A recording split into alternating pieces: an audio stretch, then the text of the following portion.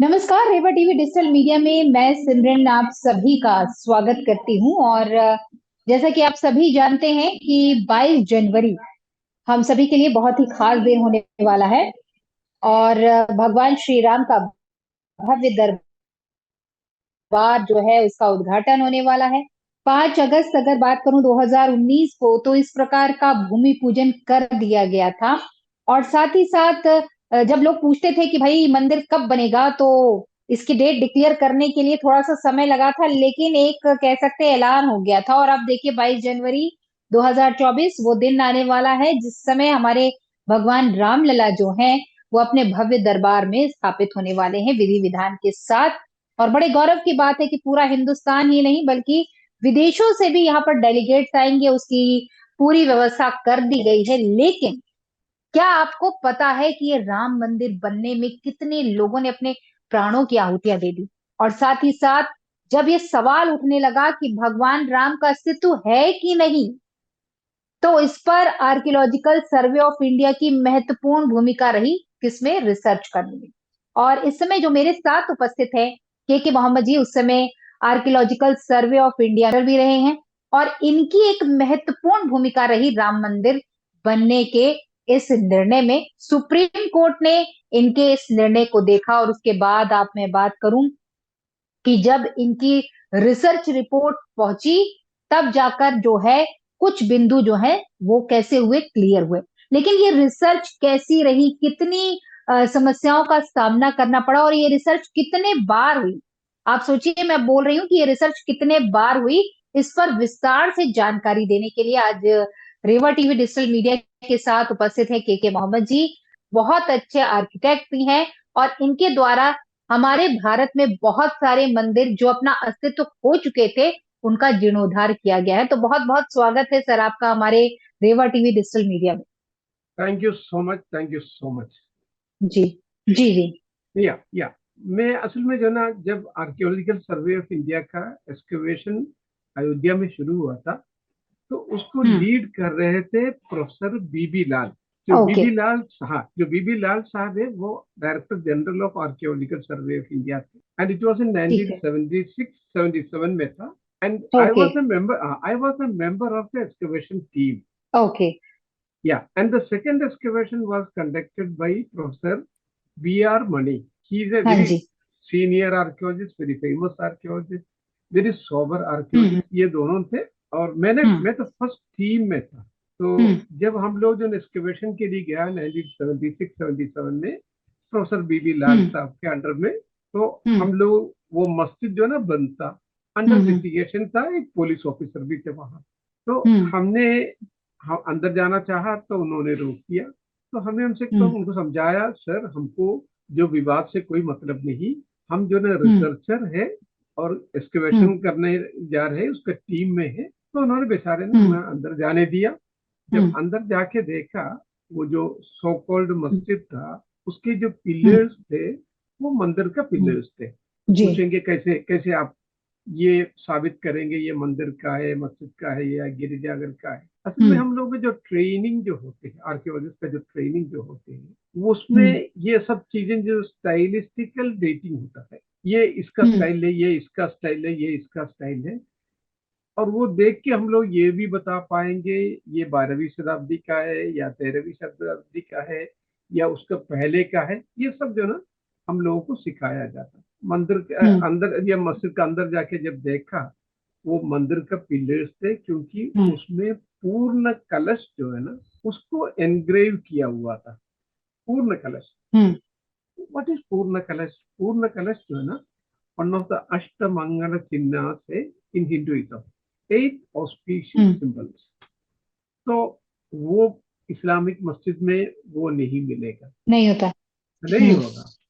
आजकल भी हम्म अगर आप जो ना बहुत बड़े कोई आजादी को रिसीव करेंगे, वेलकम करेंगे, वो पूर्ण कलश या पूर्ण कुंभ से ही रिसीव करते हैं। आप जो ना गार्लैंडिंग नहीं कर सकते हम्म उनको, आप जो ना शॉल से उनको वेलकम नहीं कर सकते। तो वो पूर्ण कलश था। हम्म उसके अलावा कुछ देवी देवता का जो ना, जो उस वो भी था, लेकिन उसको डिफेस किया हुआ था। वो पूरा ओके। डिफेस किया हुआ था। तो वो भी हम लोगों ने हम्म। देखा। और उसके बाद हम्म। दो जगह पे एक्सकवेशन किया, एक तो मस्जिद का हम्म। वेस्टर्न साइड में, दूसरा है मस्जिद का सदर्न साइड में। तो ये 12 पिलर्स मिले, इसी तरीके से 12 पिलर्स मिले। उसके बाद जो एक्सकवेशन शुरू हुआ है, उस एक्सकवेशन ओके। में या ये पिलर खड़े करने के लिए जो ब्रिक बेसिस थे, क्योंकि उसको जो है बिल्कुल एकदम एरिया को मजबूत करना चाहिए, तो उसके लिए ब्रिक बेसिस बनाना पड़ता है। वो ब्रिक बेसिस जो एक्सकवेशन किया मंदिर का, ब्रिक बेसिस एक्सकवेशन किया। उसके हम्म। अलावा जो टेराकोटा आइडल्स है, जो प्रतिमाएं जो कहते हैं हम लोग, वो टेराकोटा देवी देवदास का भी है, और एनिमल्स का भी है, इंसान का भी है। ये छोटे छोटे जो आइडल्स भी मिले, जो मंदिर से एसोसिएटेड है। वो कभी भी आपको मस्जिद हम्म। के एरिया से नहीं मिलेगा, क्योंकि मस्जिद के एरिया में देवी देवदास का रखना भी हराम कहते हैं, जो टेक्निकल वर्ड है इस्लाम में। हम्म। उसी तरीके से आप जो ना इस तरीके के एनिमल का फिगरिंग भी रख नहीं सकते। तो इसी हम्म। बेसिस पे उस जमाने में ये प्रोफेसर लाल साहब ने ये कहा था, there was a temple below the mosque. तो उसके हम्म। अलावा बिल्कुल। बाद में क्या हुआ है, जो कम्युनिस्ट हिस्टोरियंस थे, उन लोगों ने हम्म। प्रेस में जाके उन लोगों ने ये कहा कि प्रोफेसर लाल हम्म। साहब ने एक्सकवेशन किया और उसको जो ना मंदिर से एसोसिएटेड कोई भी चीज नहीं मिला, इसलिए मुसलमानों को ये एरिया हिंदूज को देना नहीं चाहिए। And that was a hmm. False statement.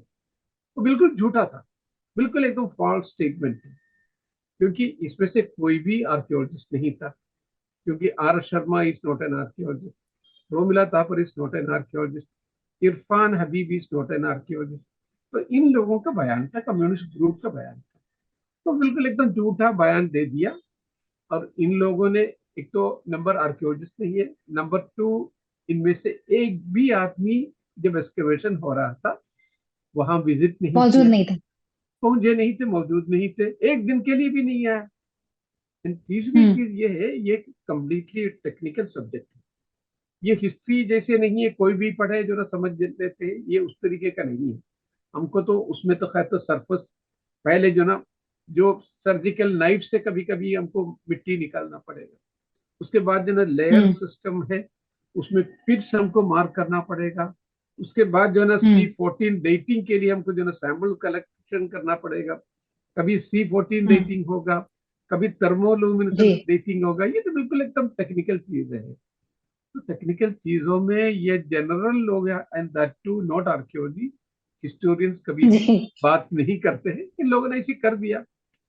तो लाल हाँ साहब जी। को अपने, हाँ, लाल साहब को डिफेंड करने के लिए वो मजबूर हो गया।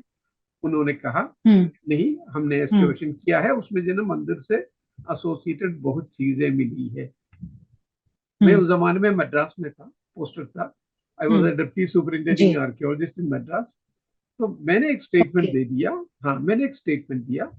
ये मैं प्रोफेसर बीबी लाल साहब के साथ मैं भी एसोसिएट था, और मैंने वो सारी हम्म। जो मंदिर से एसोसिएटेड जितनी भी चीजें लाल साहब ने कहा, वो सब मैंने खुद देखा है। बहुत चीजें हम लोगों ने निकाला भी है। And then I said one thing more, that I was the only Muslim who had participated in the excavations, and Ayodhya is as important for Hindus as Makkah and Medina are for Muslims. इसलिए Muslims जो है willingly they should hand it over to Hindu community for constructing, एक भव्य मंदिर बनाने के लिए उनको खुद जो है छोड़ देना चाहिए। मुसलमानों के लिए इसका कोई इम्पोर्टेंस नहीं है, सिर्फ एक मस्जिद है, वो मस्जिद कहीं पर भी वो हम्म। बना सकते हैं। लेकिन हिंदूज जो है जी। यहाँ से एक दूसरी जगह पे हटा नहीं सकते। अच्छा, उनकी बातों में अगर थोड़ा सा भी दम होता, अगर जो है ना ये प्रॉफिट मोहम्मद से एसोसिएटेड होता, तो Muslim also should have an argument. या कोई अजमेर शरीफ जैसे जो ना कोई बहुत बड़े जो ये लोग हैं, ये सूफी लोग हैं, अगर उनसे भी कोई एसोसिएशन होता, तब भी जो ना हम लोग उनको जस्टिफाई कर सकते। ये तो सिर्फ एक राजा से एसोसिएटेड है, बाबर है, ही केम एज एन इन्वेडर। तो वो मस्जिद वो कहीं पर भी बना सकते थे। लेकिन ये एक बहुत अच्छा सुनहरी मौका था मुसलमानों के लिए भी, ये मस्जिद अगर दे दिया होता। उसी वजह से सारे जितने हिंदू मुस्लिम रिलेशन जो है ना, वो बहुत बढ़िया हो जाते। और हिंदू के दिल में भी जो है ना एक जो है ना बिल्कुल एकदम स्थान मिल जाता है मुसलमानों को। लेकिन ये जी मुसलमान बहुत बहुत सारे लोग सोच भी रहे थे, क्योंकि मैं उसके पहले मैं अलीगढ़ मुस्लिम यूनिवर्सिटी में था, कई लोगों से डिस्कशन हुआ करता था, मुसलमान तैयार भी थे। लेकिन ये कम्युनिस्ट हिस्टोरियन ने मुसलमानों को मिसगाइड भी किया और भड़काया भी, जिसकी वजह से जो ना आज हम लोग को ये दिन देखना पड़ रहा है। बहुत अफसोस की बात है। मतलब इतना लॉन्ग टाइम लग गया है, बहुत अदरवाइज जब आप लोग का रिसर्च स्टार्ट ही हुआ था तभी वो ये हो जाता। बिल्कुल एकदम बहुत पहले तो ये खत्म हो जाता। फिर इन लोगों ने ये कहा कौन सा सेकेंड ईयर उसको, होगा?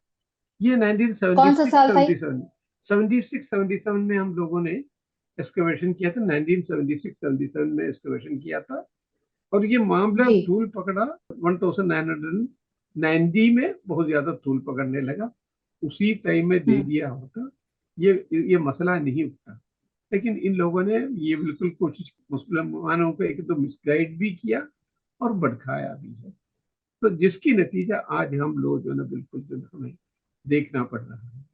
फिर एक सेकंड एक्सकवेशन किया, वो है डॉक्टर मणि साहब का ड्रामा। उस एक्सकवेशन में हम्म। पहले हम लोगों को 12 पिलर्स मिले थे, और अब जो है हम्म। मोर देन 50 पिलर्स का जो पिलर बेसिस मिलना शुरू हो गया, एंड दैट टू जी। इन 17 रोज में मिला।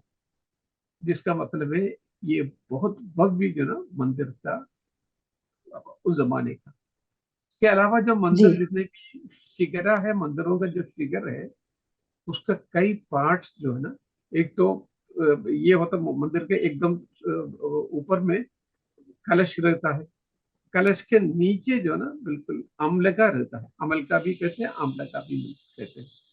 उसके बाद जो ना इसके जो शिगर का जो ना कई आर्किटेक्चर मेंबर्स एक्सकेवेशन से मिला, जिसका मतलब है हम्म। एक बहुत बड़ा मंदिर वहां पर। फिर सबसे इम्पोर्टेंट ये चीज था, हर मंदिर में आपको एक ये प्रणाला मिलेंगे। प्रणाला वो है एवरी डे हमको नहलवाना पड़ता है, ये जो भी डायटी है उसका उसका अभिषेक जला जो निकल जाते हैं, उसके लिए वो अभिषेक हम्म। जल जो निकलते हैं उसको जो ना मगर प्रणाला कहते हैं, क्योंकि मगर के जी। रूप में होगा वो हम्म। वहां से मिला। ये मगर प्रणाला आबादी से नहीं मिलेगी, बाजार से नहीं मिलेगा, वो तो सिर्फ मंदिर का ही एरिया से ही मिलेंगे। इन सब चीजों के अलावा 263 प्रतिमाएं मिली, जो हिंदू से हिंदुइज्म एसोसिएटेड है, वो प्रतिमा मिला। और इसके अलावा जो है एक इंस्क्रिप्शन भी मिला, जिसको विष्णु हरि शिला फलक कहते हैं।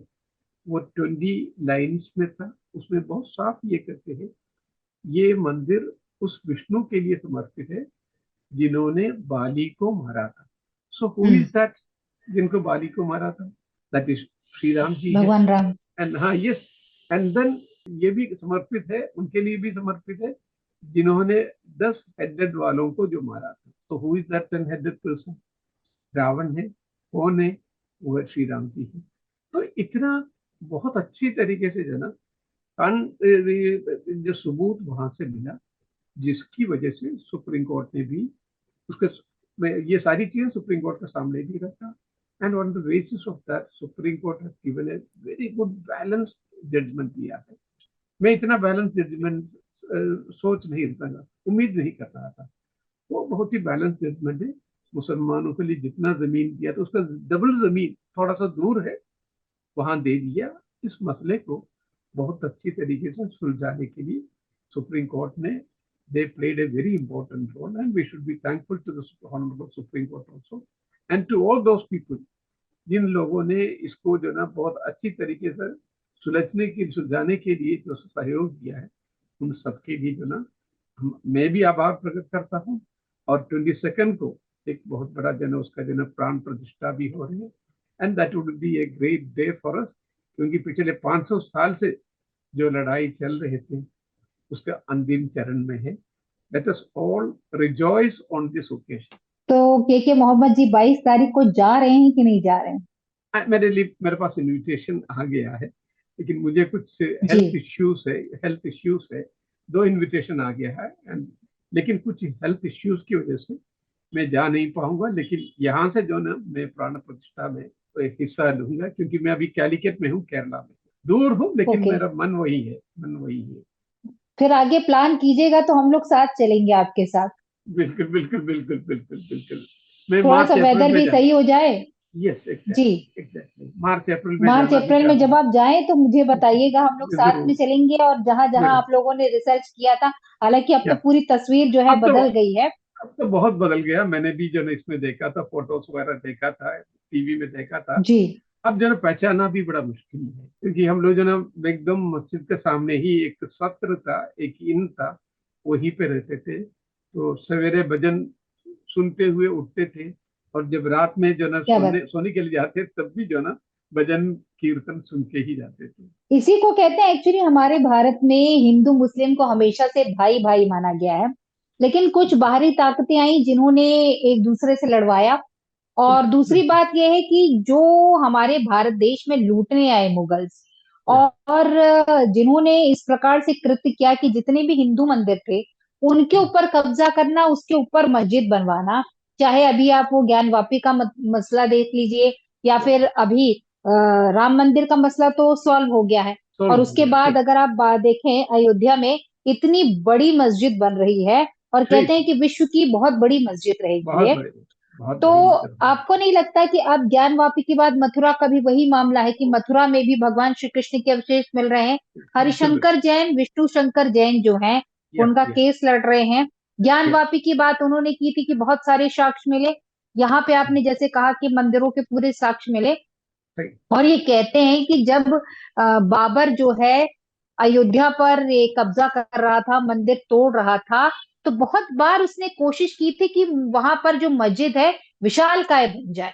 और ये बोलते हैं वहां के जो बड़े बुजुर्ग है कि वो दीवार बनवाता था, सुबह से लेके रात तक वो चलता था, और जैसे ही मध्य रात्रि आती थी और वो दीवार टूट जाती थी। और वो इतनी बेजोड़ वो जो इमारत रहती थी और दीवार, कि आप मतलब लोग कहते हैं उस समय के कि आप हाथ से या किसी भी चीज से तोड़ नहीं सकते थे। लेकिन लोगों का ये मानना था क्योंकि प्रभु श्री राम का मंदिर है, तो हनुमान जी जहां पर श्री राम रहते वहां विराजित रहते। और वो चाहते नहीं थे, और उसकी शुरुआत उन्होंने कहाँ से की थी? माता सीता की रसोई से। तो जितने दिन उन्होंने प्रयास किया उतने दिन कहते हैं कि वो धक्का बस दे देते थे, और ऐसी हवा आती थी कि पूरे ईंटे ईंटे निकल जाते। और उसके बाद वहां से ज्योतिषों को बुलाया गया, पंडितों को बुलाया गया, उन्होंने वहां पूजा पाठ किया। और पूजा पाठ जब किया तो ये बोला कि माता सीता जी, आपका जो ये यहाँ पर परिसर है वो यहीं रहेगा, हम थोड़ा सा हटकर बना रहे हैं। और पूजा किया, और उसके बाद जो ये जितना भी थोड़ा सा इन्होंने डेवलपमेंट किया था, कंस्ट्रक्शन किया था, वो हो पाया। तो अब आप सोचिए कि हम कहते हैं कि श्री राम नहीं है, श्री राम के अस्तित्व पर सवाल उठाते हैं। उस समय की तत्कालीन पार्टियों ने भी श्री राम के लिए कह सकते हैं कि अस्तित्व पर सवाल खड़ा किया। और ये विडंबना कहेंगे भारत देश की कि प्रभु श्री राम को अपने अस्तित्व के बारे में बताने के लिए खुद कोर्ट में एक साक्ष्य प्रस्तुत करना पड़ा आप लोगों के माध्यम से। क्या कहेंगे आप? नहीं, असल में जो ना, जो आपने जो पहले जो कहा है, बहुत सारी जो चीजें जो ना किंवदंतियां हैं, वो जो आर्कियोलॉजिस्ट इन सब चीजों को मानते नहीं हैं। नहीं क्योंकि मानते हैं। कुछ है नहीं कि जी, हम लोग ये सब मानते नहीं, हम लोगों को जो पास जो हार्ड फैक्ट है, जो सबूत है, सिर्फ उतना ही मानते हैं। जैसे कुछ लोग कहेंगे 2 लाख साल पहले थे श्री राम जी, या 3 लाख साल पहले थे, या कुछ और भी चीजें थे ना। कुछ लोग कहते हैं उसमें उस जमाने में इंटरनेट था, नेट था, वो था, ये था, ये सब चीजें आर्कियोलॉजिस्ट नहीं मानेंगे। हाँ, आपके पास जो है ना साइंटिफिकली जो भी सबूत है उसी को ही मानेंगे। लेकिन इसके लिए जो है ना एक बहुत बड़ा लड़ाई पूरा भारत को लड़ना पड़ा, इसके नौबत आना नहीं चाहिए था। और जो आपने दो चीजें और जो कहा है, एक है ज्ञानवापी, उसको भी, क्योंकि उसमें जो है ना पूरा सबूत है, एंड प्लस मथुरा जो कृष्ण जी की मथुरा। जन्मस्थान है, मथुरा, ये दोनों जगह भी मुसलमानों को विलिंगली हैंड इट ओवर करना चाहिए। ये मौका है उनके लिए, वो खोना नहीं चाहिए। जैसे उन्होंने पहले वाला जो खो दिया, उसी तरीके से उनको खोना नहीं चाहिए था, अभी नहीं चाहिए, अभी का मौका है। तो मुस्लिम लीडरशिप से मेरा अपील ये है, आप जो ना वक्त का तकाजा समझ लीजिए, और इसको विलिंगली हैंड ओवर करना चाहिए। और हिंदू समाज को ये करना चाहिए कि वहीं पे रोक देना चाहिए। I mean all the 3 places are there, वहीं पे रोक देना चाहिए। इसको आगे नहीं लेना जाना चाहिए। आगे ले जाएंगे तो बहुत सारी जो ना प्रॉब्लम्स फिर आना शुरू हो जाए। तो हमको जो ना हिंदूज और मुस्लिम कम्युनिटी एक साथ मिलके एक मजबूत इंडिया को हमको उसका नींव रखना चाहिए, तभी जो ना हम जो ना आगे बढ़ पाएंगे। जो दुनिया का सबसे बड़ा जो ना ताकतों में 1 2 3 में 3 के लिए हम लोग कोशिश कर रहे हैं, तो अगर वही हम लोग को उस मुकाम पे पहुंचना है तो हमें कुछ जगह पे जो ना कुछ ये गिव एंड टेक करना चाहिए। तो मुसलमान पहले तो मुसलमान दिखा देगी। तो मैं अक्सर मुसलमानों से कहता हूँ, एक देश पाकिस्तान आपको दे दिए, उसके बाद भी अगर हिंदुस्तान, आज इंडिया, क्या भारत, अगर ये सेकुलर कंट्री है, and that is only because of Hindu majority country. अगर ये मुस्लिम मेजोरिटी कंट्री होता, ये कभी भी सेकुलर कंट्री नहीं होता। तो इसलिए जो ना हमको हिंदुइज्म का वो भी समझ लेना चाहिए। तो समझ के जो ना मुसलमानों को, हिंदूज को एक इसमें सूत में बांधना चाहिए अपने दोनों को, and then we should create a united India. That is my appeal to the Muslim community also, and also to Hindu community. They should stop there जी। once they get all these 3 important places. जैसे कि आप archaeological Survey of India में member भी रहे हैं और आप देख रहे हैं कि देश विदेश की नहीं, आज आप विदेशों में देखते हैं बहुत सारे ऐसी खुदाई निकलती जिसमें साक्ष्य ये रहता है कि भैया ये बहुत हजारों साल पुराना जो है वो भारतीय और हिंदू के जो मंदिर हैं उनके साक्ष्य मिल रहे हैं। आप अमेरिका के बहुत सारे ऐसे स्थान पर देख लेंगे, मिस्र में देख लेंगे, बहुत सारे ऐसे देश हैं जहां पर भगवान श्री राम जो है उनके आधार पर जो है पूजा होती है। भले ही वो कंट्री जो है मुस्लिम है, वो मुस्लिम आज भी ये कहते हैं कि भाई हमारे जो पूर्वज रहे हैं वो हिंदू रहे हैं, और कैसे हम लोगों ने धर्म परिवर्तन किया ये उस समय की बात है, लेकिन कहीं ना कहीं डीएनए में आज भी हिंदुत्व है। आपका क्या कहना नहीं, नहीं, मेरा मेरा तो ये कहना है कि दो चीजें हैं। एक तो एक जो ये है कि मुसलमानों का, आजकल जो इंडिया का जो मुसलमान है, उनका डीएनए, उनके फॉर फादर्स जितने भी थे वो सब जो ना हिंदूसी थे, यहीं के लोग हैं। और कुछ लोग जो ना है? बाहर जी। से आया है, या कुछ मुगल्स कुछ बाहर से आया है, कुछ हम्म। अफगान लोग जो ना बाहर से आए, उनको छोड़ दीजिए। बाकी जितने भी हिंदू मुस्लिम से आजकल का, जैसे हम लोग केरला के हैं, हम लोग जो ना पूरे की पूरा जो ना बिल्कुल लोकल लोग हैं, और लोकल से कन्वर्शन हुआ है। That is one thing. Hmm. Hindu community hmm. में मैं आजकल ये देख रहा हूँ कि जो ना वो पूरा दुनिया का कल्चर हमसे शुरू हुआ है, ये एक परंपरा शुरू हो गया। ये ऐसा नहीं है, क्योंकि बाकी जगह पे हर कल्चर से, क्योंकि पूरे दुनिया में जो 4 5 इम्पोर्टेंट कल्चर्स है, एक है जी। इजिप्शियन कल्चर, दूसरा है hmm. Mesopotamian culture, Chinese civilisation, and then Greek civilisation, and Indian civilisation. ये 5 सिविलाइजेशन है। ये नहीं कि बाकी लोगों को सबको हमने सिखाया, हम उन सबसे आगे थे, ये सब चीजें नहीं। ये एक ओवर नेशनलिज्म आजकल जो ना as a by product of all this thing ये भी हो रहा है। तो हमको समझना चाहिए, हम जो ना one of the 5 important cultures थे, लेकिन ये नहीं कि पूरा दुनिया को हमने ही सिखाया है, पूरा दुनिया जो ना हमसे बहुत पीछे, ये सब नहीं थे। क्योंकि आगे और भी कल्चर थे ना बहुत इम्पोर्टेंट थे, जैसे इजिप्शियन से उन लोगों कंस्ट्रक्शन वगैरह है, ये चाइनीज है, वो बहुत बड़ी चीजें उन लोगों ने भी एक कल्चर बनाया, ग्रीक है, मेसोपोटामिया है। उन सब चीजों को जो ना हम लोगों को अपनाना चाहिए, और वो समझना भी चाहिए। हमको तो सबसे आगे नहीं कहना चाहिए, and we are one of the most important cultures. तो ये दोनों चीजें अलग जी। है। तो एक मौका है अभी हम लोगों को जो ना दोबारा कुछ चीजें जो ना समझने के लिए, और मुसलमानों को ये भी एक्सेप्ट करना चाहिए कि जब वो लोग इंडिया आए, बहुत सारे मंदिर उन लोगों ने तोड़ा है, मार काट भी किया है। ये सब हिस्टोरिकली कई जगह पे हुआ है, वो इंडिया में भी हुआ है। लेकिन आजकल का मुसलमान उसके लिए रिस्पॉन्सिबल नहीं है। लेकिन मैं मुसलमानों को तब रिस्पॉन्सिबल समझता हूँ जब वो गलतियां जो है ना उसको इन लोग आज जस्टिफाई करने के लिए शुरू करेंगे, तो फिर मैं इस आजकल के मुसलमानों को भी जो है उसके जिम्मेदार ठहरा दूंगा।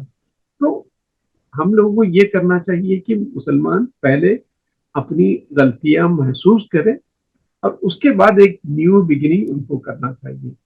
उसकी एक शुरुआत जो है ना यहीं से होना चाहिए। श्री राम जी के जो ना राम लल्ला का ये प्राण प्रतिष्ठा जब होगा वहीं से शुरू कर देना चाहिए। बाकी दोनों चीजें भी मुस्लिम इसी तरीके से छोड़ के, और नॉट ओनली छोड़ना, लेट देम गिफ्ट इट, और उसके साथ जो ना उसका निर्माण में उन लोगों को शामिल भी होना चाहिए। Then it would be a kind of different kind of India. वही मेरा जो ना, मैं उम्मीद करता हूँ कि मुसलमान इसके लिए आगे आएंगे।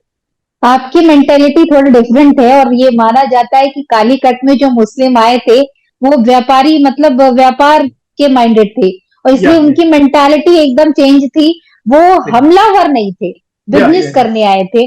तो या कहीं ऐसा तो नहीं है, क्योंकि वो मेंटालिटी जो थी वो बिजनेस वाली थी, वो बहुत अच्छे से मेल जोल करने वाली थी। और बिजनेस आप तभी कर सकते हैं जब आप लोगों के साथ मेल मिलाप कर सकते हैं। तो इसी का असर है क्या आपके ऊपर? नहीं नहीं नहीं, वो ठीक है, मेरा जन्म पैदाइश ऑफ कोर्स यहाँ हुआ है, कैलिकट में हुआ है, लेकिन मेरा जो जी। ग्रोथ है, पूरा डेवलपमेंट, मेरे एजुकेशन वगैरह जो ना सब नॉर्थ इंडिया में हुआ है। तो मैं दोनों के बीच में ओके। हूँ, साउथ इंडिया का भी हूँ, नॉर्थ अच्छा। इंडिया का भी हूँ। लेकिन मैं जी। ज्यादातर नॉर्थ इंडियन मुस्लिम से अपील कर रहा हूँ, थोड़ा सा अपना हाँ जी। रवैया बदलना चाहिए, हिस्टोरिकल चीजें समझना चाहिए, और अपना रवैया भी बदलना चाहिए। जहां जहां जो ना हम लोग जो ना कॉम्प्रोमाइज कर सकते हैं, इसको कॉम्प्रोमाइज कीजिए। And there are many other जो ना माइनॉरिटी कम्युनिटीज, वो लोग जो जैसे इस इंडियन सिविलाइजेशन में मिल गया, उसी तरीके से हम लोगों को भी बिल्कुल इस सिविलाइजेशन में मिलना चाहिए। हिंदुइज्म की खूबी यह है, मैं हमेशा समझता हूँ, इस्लाम में और जो सेमिटिक रिलीजन में सिर्फ हम ही सही है, बाकी लोग सब गलत है। सिर्फ हम ही जन्नत में जाएंगे, बाकी सब जो ना जहन्नम में जाएंगे, वो लोग समझते हैं। लेकिन हिंदुइज्म वो नहीं समझते हैं।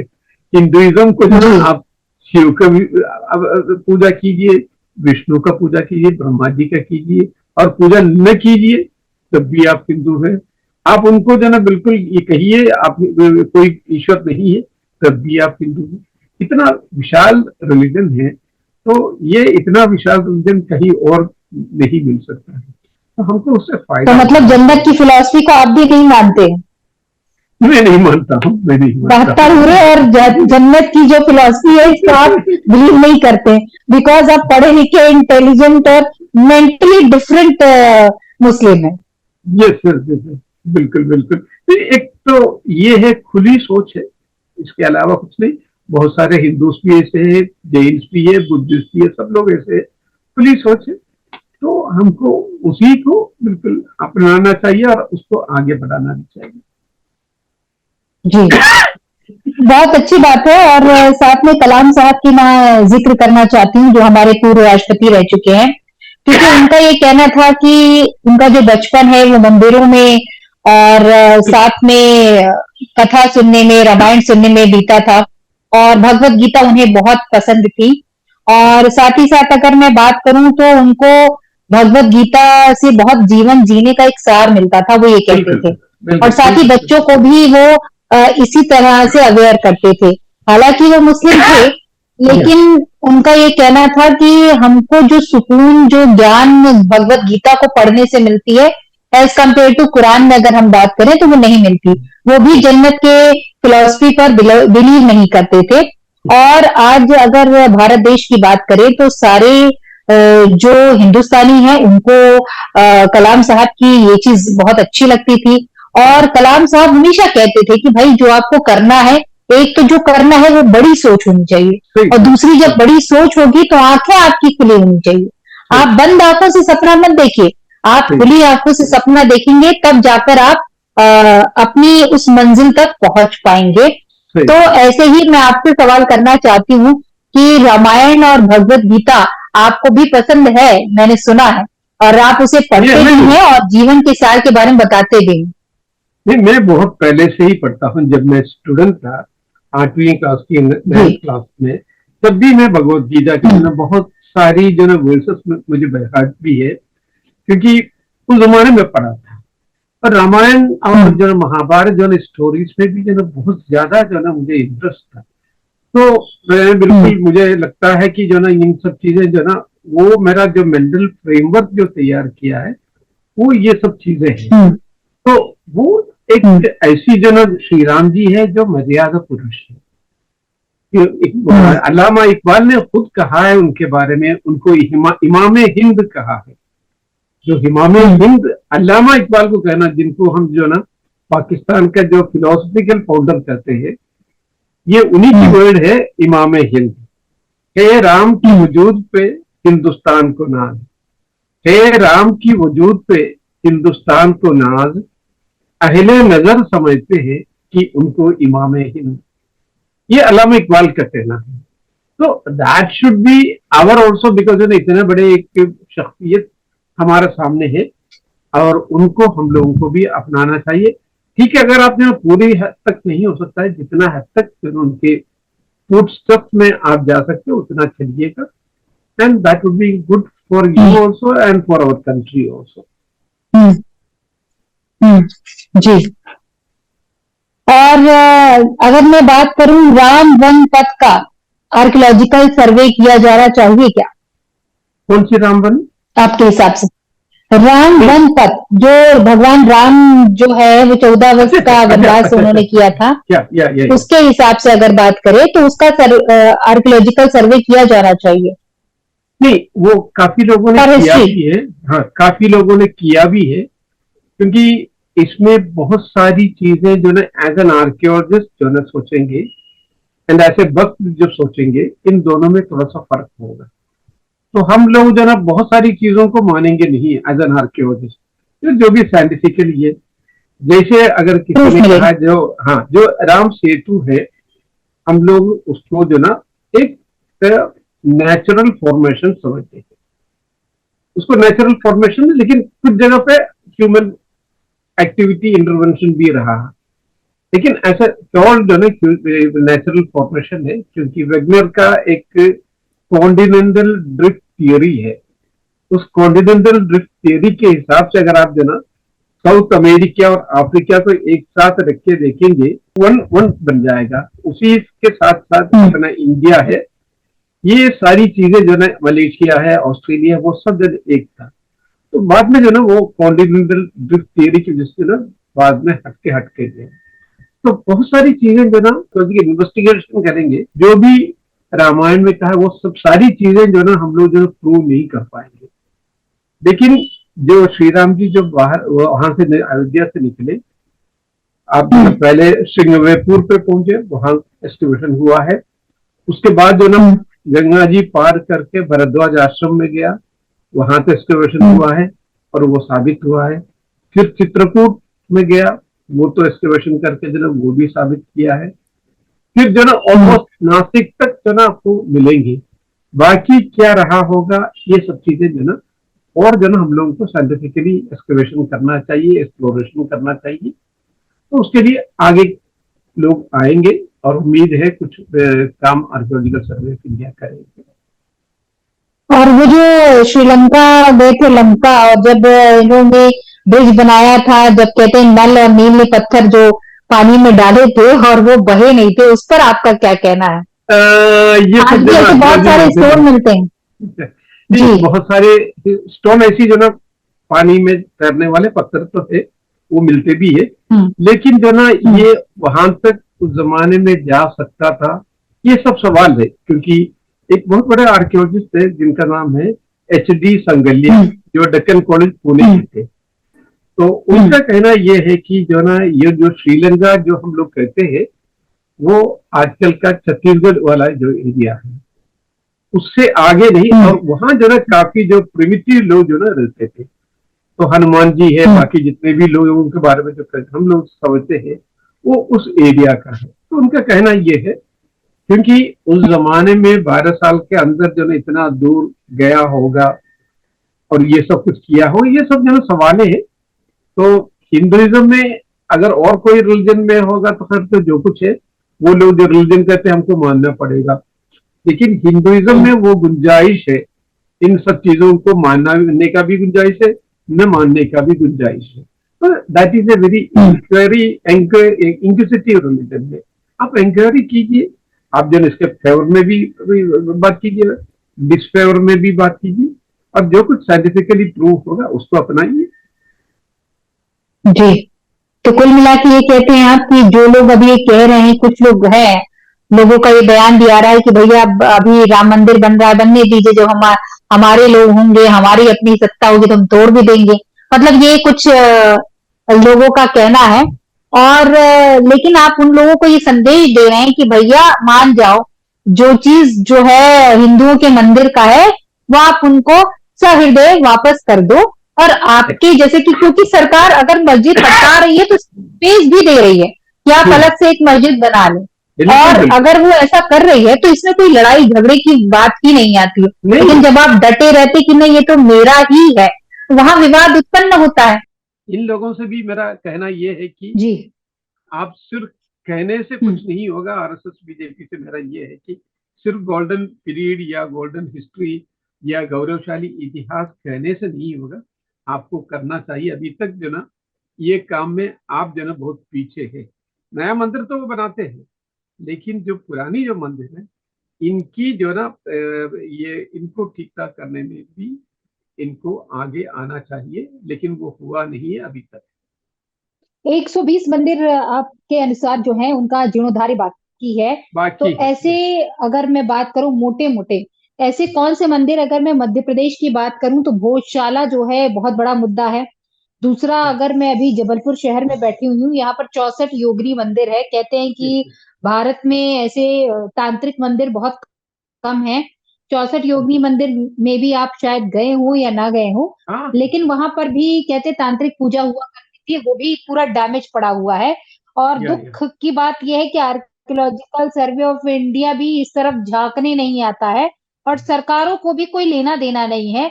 सरकारें आती हैं, बदलती हैं। अफसोस इस बात का है कि आ, अगर मैं बात करूं तो यहाँ प्रहलाद सिंह पटेल वो पर्यटन मंत्री रह चुके हैं, संस्कृति मंत्री भी रह चुके हैं।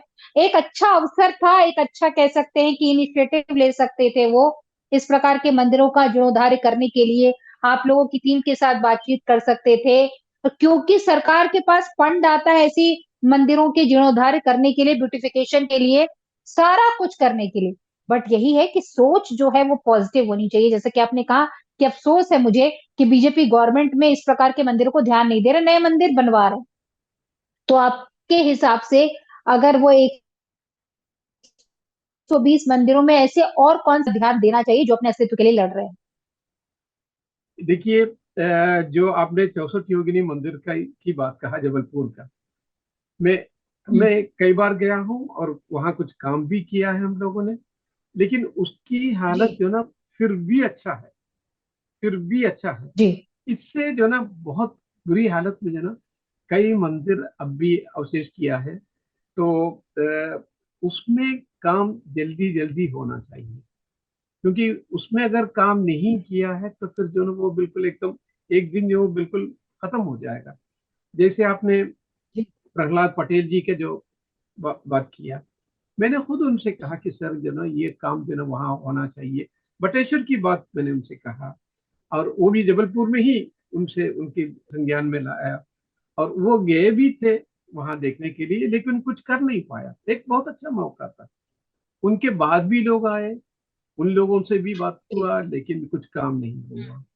तो यही प्रॉब्लम है। आप जो ना हम्म। बहुत ही कम टाइम के लिए आएंगे, लेकिन आप कुछ अच्छा काम कीजिए। वहाँ आरएसएस का सुरेश सोनी साहब भी गए, दो 5 बार भी साल गए। बहुत होता है सर। ये यस, बहुत होता है, जी, बहुत होता है ये। 5 मुझे साल बहुत होता है। बहुत होता है। देखिए, मुझे सिर्फ 4 साल मिला था मध्य जी प्रदेश में, और कितना बड़ा काम करके गया है, जी शायद आप देखेंगे तो बिल्कुल। आपको पता लगेगा।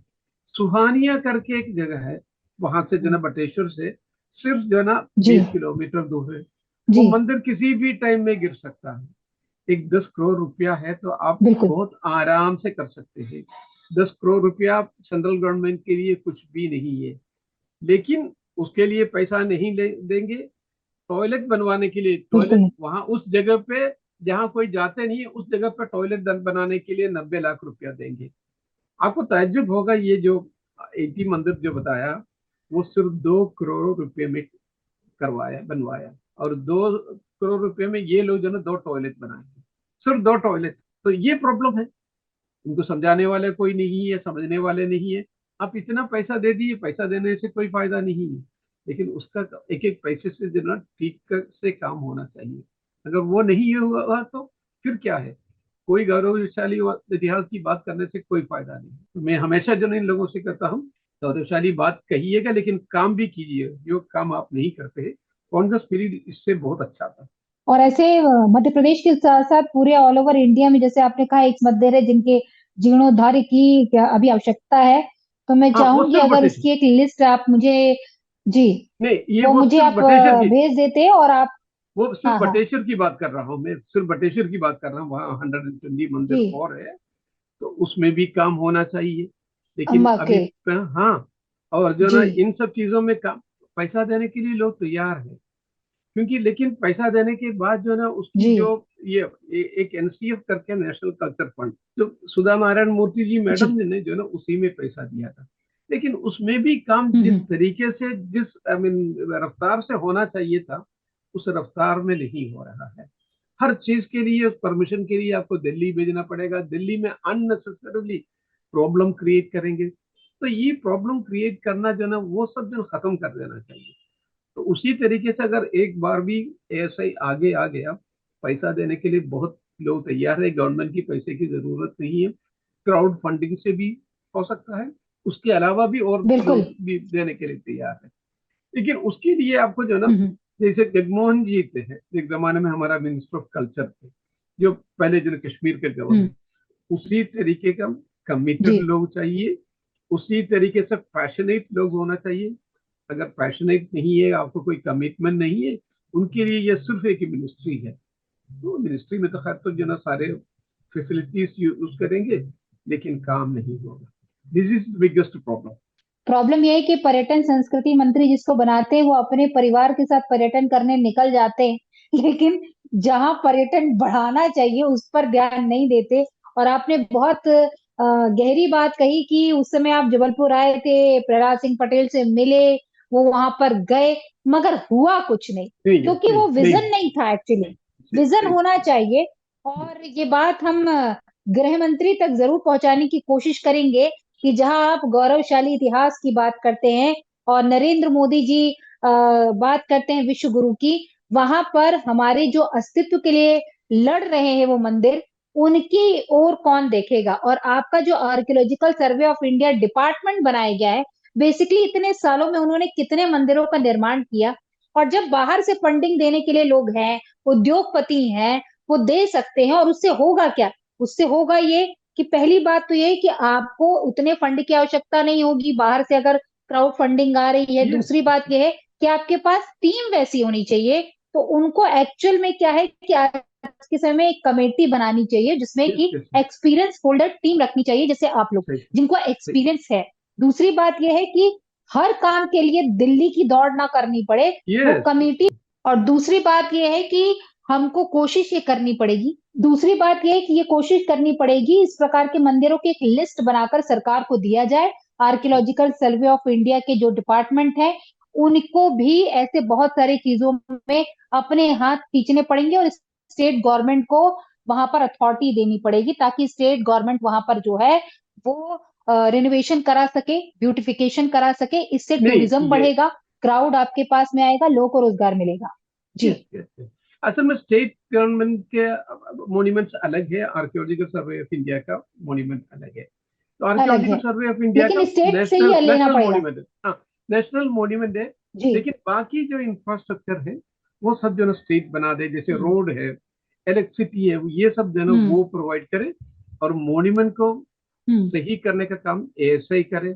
लेकिन उसमें भी ये करना हम्म। चाहिए नहीं, हर चीज के लिए जो ना वहां से दिल्ली में जाके दिल्ली से ये रिप्लाई आएगा तब होगा। तो यही काम जो हम्म। इन्फोसिस का जो काम कर रहे, जितना एस्टिमेट बनाया था, उसका 60% से हमने जो काम दिया था वो काम पूरा कर दिया। ऑलमोस्ट 50% से ही हमने किया, बाकी पैसा बचा हुआ है। उसमें मुझसे पूछे क्या करना है, तो मैंने अभी कुछ दिन पहले, एक हफ्ता पहले जो ना सुधा नारायण मूर्ति मैडम से जो ना मेरी मुलाकात, उनके घर में ही मुलाकात हुआ था, क्योंकि मुझे बेंगलोर बुलाया गया था कुछ और काम के लिए। तभी मैंने कहा कि, तो वो लोग, उन लोगों ने कहा कि मैंने भी जी। सुझाव दिया, उससे आगे जो पास में जो मॉन्यूमेंट है उसका रिकंस्ट्रक्शन कीजिए, तो वो तैयार हो गया। तो बहुत कम क्या पैसे से बात है। ये सब हम्म। कुछ कर सकते हैं। लेकिन उसमें दो चीजें चाहिए। एक तो जो ना ये ब्यूरोक्रेटिक ये जो है, हर चीज के लिए दिल्ली से परमिशन आएंगे, तो वहाँ एक एलडीसी ने थोड़ा सा जो ना एक रिमार्क कर दिया, फिर काम नहीं होगा। तो वो ये नहीं देख रहे हैं कि ये जो जो पूरा हम्म। पैसे के जो आधे पैसे से ये काम कर रहा है, ये कभी दुनिया में आपको नहीं मिलेगा, इतना बड़ा मिसाल आपको नहीं मिलेगा। जो एस्टिमेटेड रेट है उससे जी जो ना फिफ्टी बिल्कुल। परसेंटेज से आप पूरा काम कर रहे हैं। आधे ये रेट। सब होने के बावजूद भी वो जो ना एलडीसी है, वो एक रिमार्क करके रोक देंगे। तो इन सब चीजों को कट ऑफ करना चाहिए। तो मैं अपनी जमाने में जब मैं था आर्कियोलॉजिकल सर्वे ऑफ इंडिया में, इन सब चीजों को मानता नहीं था। बहुत चीजें मैं दिल्ली में बेचता भी नहीं था, अपने आप डिसीजन लेता था और काम करवाता था बहुत कम पैसे से। आप सोच नहीं सकते हैं। क्योंकि विजन क्लियर जो था। विजन भी क्लियर था, दिल भी क्लियर है। हाँ। और इसी वजह से जो ना जी 80 मंदिर हमने सिर्फ 2 करोड़ रुपए से पूरा किया, वरना हो नहीं सकता है। तो ये सब चीजें हैं। तो इसको गवर्नमेंट ऑफ इंडिया को चीजें समझने के लिए कोशिश करना चाहिए, वो नहीं है। बिल्कुल। चलिए, आपसे बातचीत करके बहुत अच्छा लगा, और जो आपकी बातें हैं हम कोशिश करेंगे कि सेंट्रल गवर्नमेंट तक हम पहुंचाएं, स्पेशली नरेंद्र मोदी जी और अमित शाह तक पहुंचाएं, और साथ ही साथ जो आर्कियोलॉजिकल सर्वे ऑफ इंडिया है वो काम क्या कर रही है उनको भी हम जगाएं, क्योंकि कहीं ना कहीं वो अभी तक सो ही रहे हैं। जिस प्रकार से मंदिरों का आपने कहा कि जीर्णोद्धार की बात है, तो जो आर्कियोलॉजिकल सर्वे ऑफ इंडिया के अंडर में आते हैं उन पर अभी तक उन्होंने क्यों नहीं कुछ किया। और अगर इस प्रकार के कार्य किए जा सकते हैं, जो आपका कंस्ट्रक्शन का रेट है उससे अगर आधी कीमत में किया जा सकता है या थोड़ा कम कीमत में किया जा सकता है, तो इस पर क्यों नहीं विचार किया जाता। और सबसे पहले मेन चीज ये कि हर एक चीज के लिए आपको परमिशन लेने के लिए दिल्ली की दौड़ ना लगानी पड़े। सही एक सही कमेटी गठित हो जाए, उस कमेटी में एक्सपीरियंस होल्डर सही लोगों सही को रखा जाए और आगे इस प्रकार का विकास किया जाए, ताकि पर्यटन बढ़े। पर्यटन बढ़ेगा तो लोगों को रोजगार मिलेगा, रेवेन्यू बिल्कुल जनरेट होगा, आपके यहाँ विदेशी पर्यटक और आएंगे। तो सही ये सही। एक्चुअली लोगों को सोचने की बहुत जरूरत है, और इसमें आर्कियोलॉजिकल सर्वे ऑफ इंडिया की महत्वपूर्ण भूमिका होनी चाहिए। तो आपसे बातचीत करके बहुत अच्छा लगा। और 22 वेरी जनवरी को गुड, तो आप थैंक यू। जा नहीं रहे हैं, लेकिन अपनी कह सकते वेल विशेस पहुंचा रहे हैं, और ऑनलाइन बिल्कुल। रहेंगे आप उस समय। सही लेकिन सही आपने वादा किया है कि मार्च अप्रैल में जाने का मौका करेंगे, लेकिन आप अकेले मत जाइएगा, हम साथ में चलेंगे सही और सही कोशिश सही करेंगे कि योगी जी से हम मिले और सही। मुलाकात कर सके। Thank you so much, thank you. बहुत अच्छा लगा, जी बहुत बढ़िया लगा या। धन्यवाद आपका बहुत बहुत। चलिए, जी जय श्री राम। जय श्री राम। जय श्री राम।